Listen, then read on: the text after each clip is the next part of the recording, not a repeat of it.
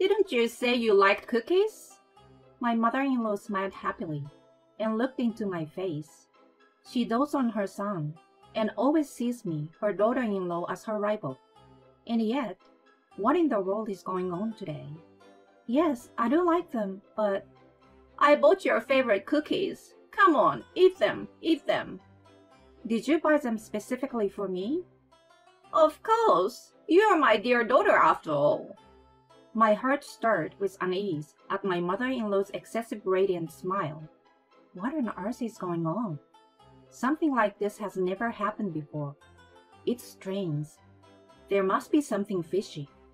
Perhaps my mother-in-law is scheming something. What waited me was an unexpected outcome.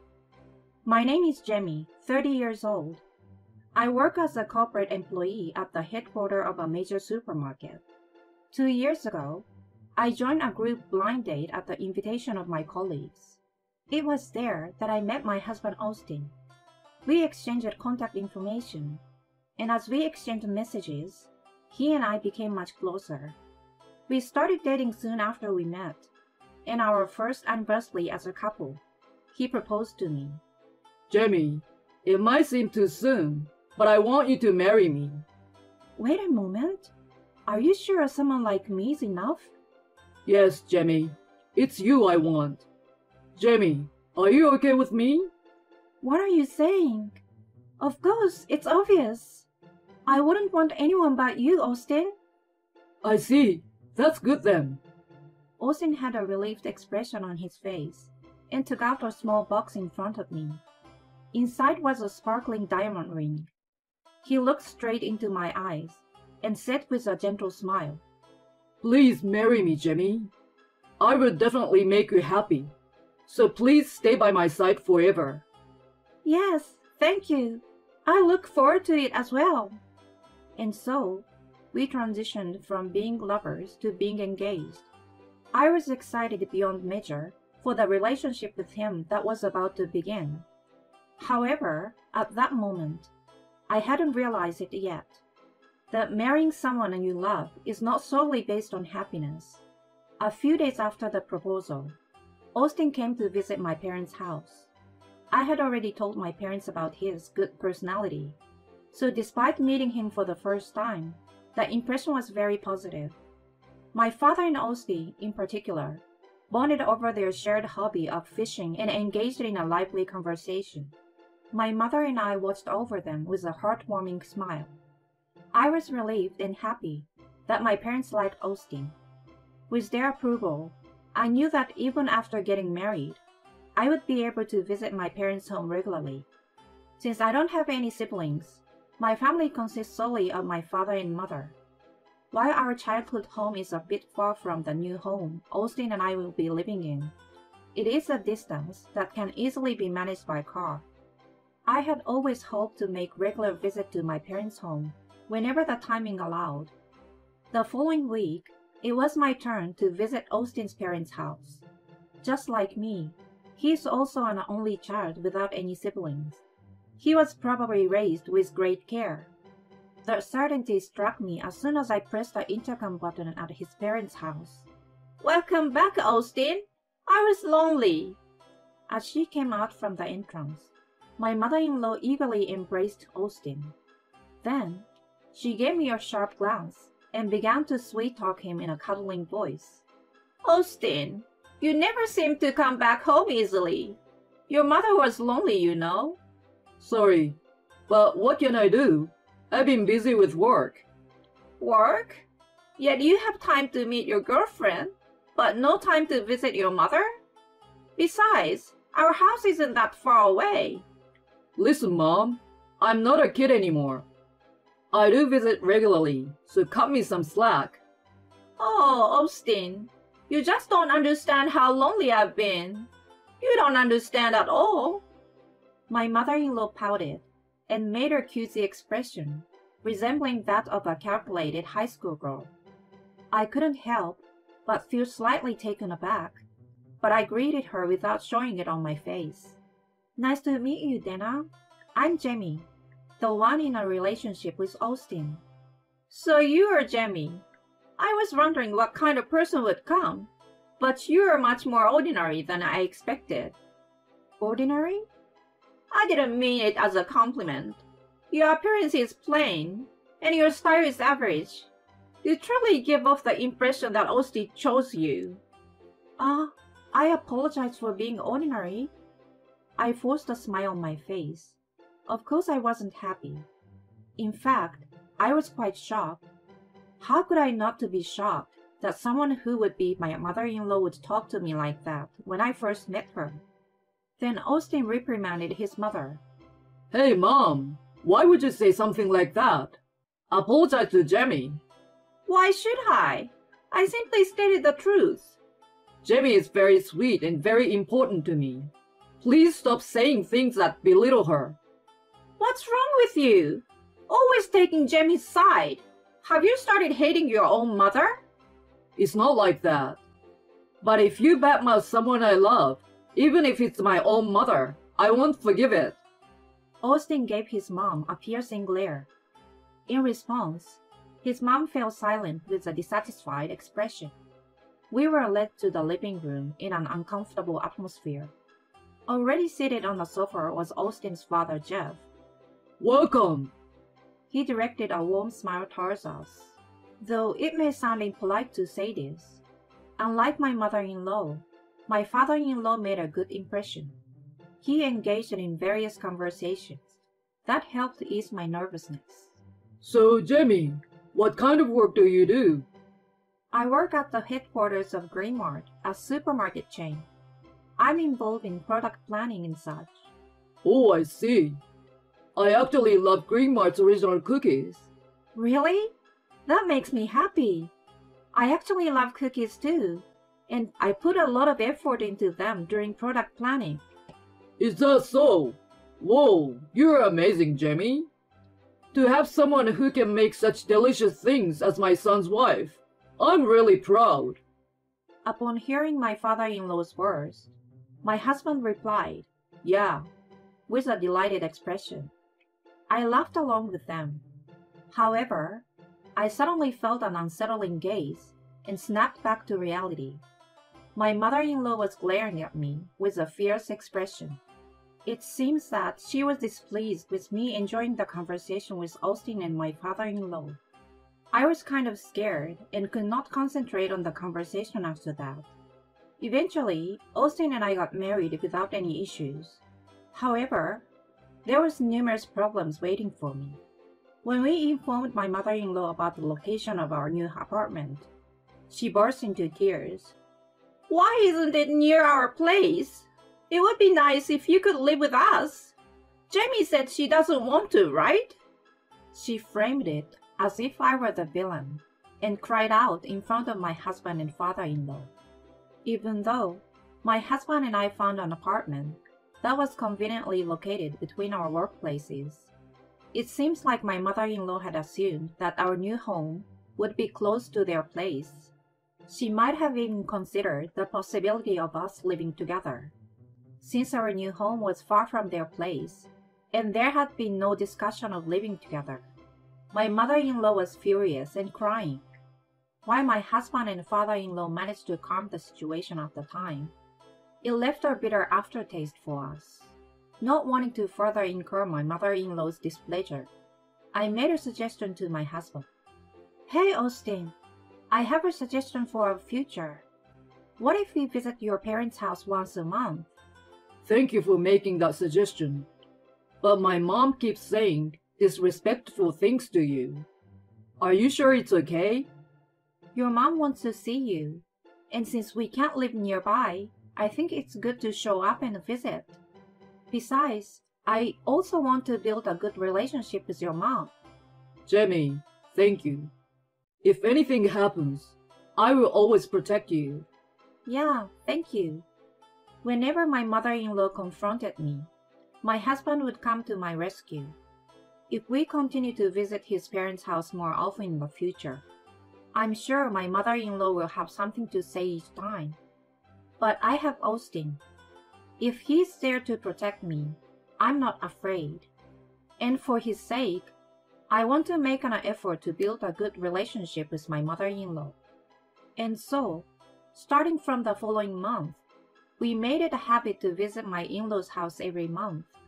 However, reality turned out to be much harsher than I had imagined. Even with our regular visits, my mother-in-law's attitude remained unchanged. She would hurl cold words at me and give me icy stares. At first, she would say hurtful things without restraint and often received reprimands from my husband and father-in-law. But gradually, my mother-in-law learned, and recently she started targeting me with verbal abuse only when they weren't around. In the shadows, she would unleash even harsher words than before. As I left my in-laws' house, Did you have an okay day? I always get asked by my husband, but I just can't bring myself to tell him the truth. I didn't want to trouble or hurt him. Besides, since he hasn't witnessed the scenes of my mother-in-law's mistreatment, I thought it would be difficult for him to believe me. It's okay. Words of complete contradiction escaped from my mouth. Despite suggesting the visit to my in-laws' house myself, my heart was already nearing its limit. And so, today arrived, the monthly visit to my in-laws' house. Suppressing my feelings of melancholy, I head towards my father-in-law and mother-in-law's place with my husband driving. I wonder what my mother-in-law will say to me today. I have work tomorrow too, so I hope we can leave early. With a heavy heart, I ring the doorbell. However, on this day, it was my father-in-law who appeared at the front door, not my mother-in-law. Jeff! Dinner is out shopping right now. Please wait inside. I had prepared myself to face my mother-in-law, so I was somewhat taken aback. As I entered the living room, my father-in-law made tea for us, and the three of us began chatting.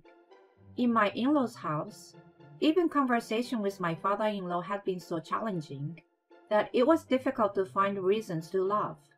However, during this rare and enjoyable time, my tension gradually melted away, and I found myself gradually wearing a smile.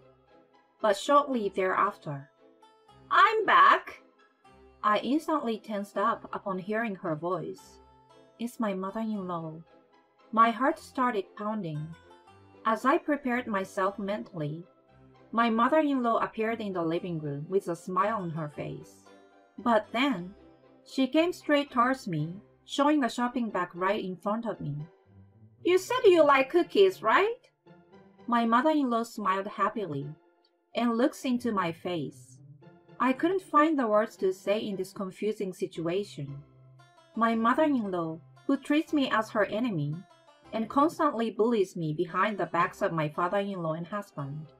Yet, what kind of game is she playing today? With trepidation, I cautiously spoke up in front of her, as she smiled brightly. "Oh, yes, I do like them." "I bought your favorite cookies, Jamie. Come on, eat. "Did you buy them specifically for me? Is it okay?" "Of course. You're my lovely daughter after all." Such thought couldn't possibly be true. The overly radiant smile on my mother-in-law's face made my heart palpitate. What on earth's going on? This has never happened before. This is strange. There must be something behind this. My mother-in-law took out 2 packets from the bag. One packet contained 3 white cookies. The other packet had 1 pink cookie. Then, my mother-in-law offered me the pink cookie. "Here, these are limited edition ones. They are pink and cute, so I bought them just for Jamie." "Oh, thank you." "Jeff and Austin will have the white ones over there. I will go make some fresh coffee." Singing a tune, my mother-in-law headed towards the kitchen. It's definitely strange how she's in such a good mood, especially when I'm here. Moreover, she should have known from the beginning that we were coming today. I suspect my mother-in-law is plotting something. It seems I'm not the only one who thinks so. My husband took the pink cookie and stuffed it entirely into his mouth. Wait, Austin! It's fine. But I have a bad feeling about this. Doesn't he sense something off? Isn't that Jamie's? He jokingly scolds my husband, not realizing the situation. I made the coffee. My mother-in-law returns to the living room with a joyful expression. At that moment, my husband spits out the cookie, clutching his throat in agony. He foams at the mouth and collapses. In his convulsion, he falls from the sofa, crashing onto the floor. Are you okay? He's not okay! Jeff! Call an ambulance, please! Hurry! As I urgently pleaded, my father-in-law started making a phone call. Upon witnessing this situation, my mother-in-law's face contorted, and she slammed the tray along with the coffee cup onto the floor. What's going on? The pink cookie, Jamie ate it! With my mother-in-law's statement, I became convinced she had indeed tampered with the cookie, and it must have contained something that caused physical abnormalities. While rubbing Austin's back, I glared at my mother-in-law, and she trembled and collapsed on the spot. Austin ended up eating the cookie that was supposed to be for me. It's surprising, isn't it? Good job on the self-destruction. Things won't be the same as before anymore. About 10 minutes later, the ambulance arrived. By that time, my husband had regained his composure to some extent. He was able to have a conversation. Did you eat something? When asked by the paramedics, my husband answered clearly. I ate the cookies my mother bought. All right, let's examine you at the hospital for now. Yes, please. My husband decided to go to the hospital as a precaution, and I chose to accompany him in the ambulance.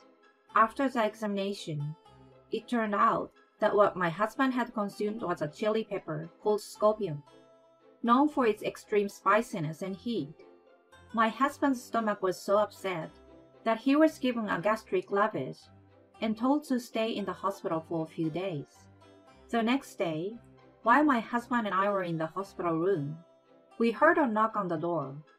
When we opened it, there stood my father-in-law and a remorseful-looking mother-in-law.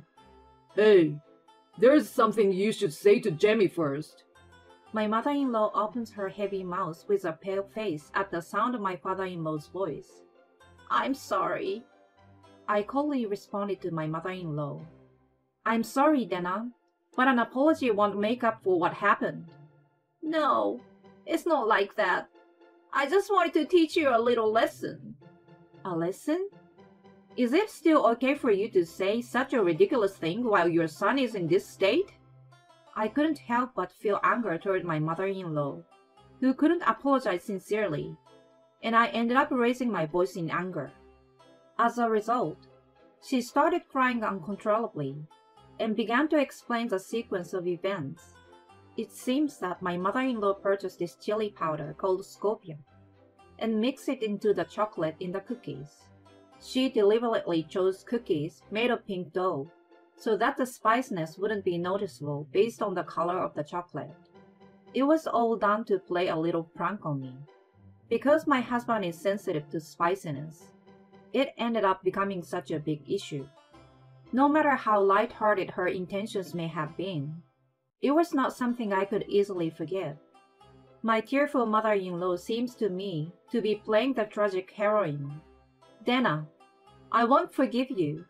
Why? Even though I feel so bad. If you truly feel bad, then why don't you apologize to Austin? It was Austin who went through a difficult time, even if I may have suffered. If you can earn my forgiveness, Austin will likely forgive you too. Please stop being so naive. It was the first time I had become so emotional. For some reasons, tears started steaming down uncontrollably. Then, something warm wrapped around my right hand. It was the hand of my husband, lying beside me on the bed. Austin. He gave me a gentle smile, and then glared fiercely at my mother-in-law. I'm sorry, but I can't trust you anymore, Mom. It's a relief that it was me, but I can't help but feel terrified at the thought of Jamie eating those cookies. I will never let Jamie see you again. Even if we have children in the future, I will never let them meet you. Wait, please! Austin, I'm your mother, aren't I? Oh? You've got to be kidding me. Do you even realize how terrible your actions were? Don't call yourself a mother if you have no remorse. Stay away from us for good. If you ever appear in front of us again, there will be consequences. Understand? Now leave. It seemed that being scolded by her beloved son had a significant impact on her. My mother-in-law became like an empty shell and was dragged out of the hospital room by my father-in-law. My husband was discharged from the hospital safely afterwards, but we haven't seen my mother-in-law since then. She was shocked to be disliked by her son, and it seems she began to isolate herself in her room.